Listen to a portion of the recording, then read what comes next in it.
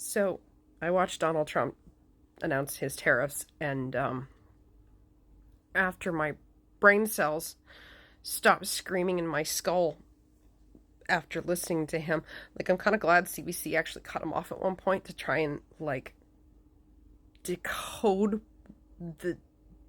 He goes off on these random tangents.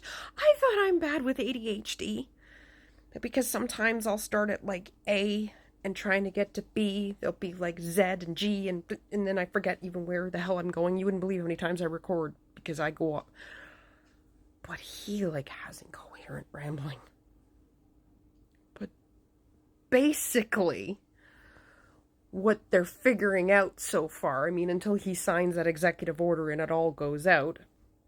So he wants 10% tariffs across the board. Every single country, doesn't matter who. 10%.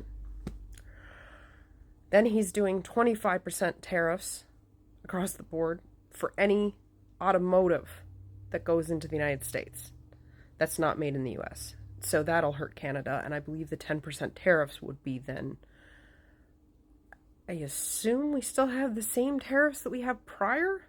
I don't think those are going away, so those steel and aluminum tariffs are still there. And then he listed a whole bunch of reciprocal tariffs for the rest of the world, and he had this big fucking chart.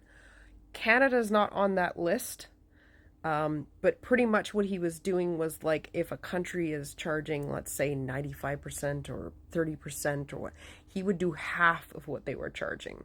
Though I did see a few, like England, the UK at one point, theirs said 10%, the reciprocal were 10%. He babbled the same bullshit about Canada and our. At one point, he was talking about, on the first can of milk. Yeah, the first can of milk, no tariffs. But after that big, beautiful carton of milk, that first one, then you get hit on the second carton of milk, like 300% to 270% dairy tariffs.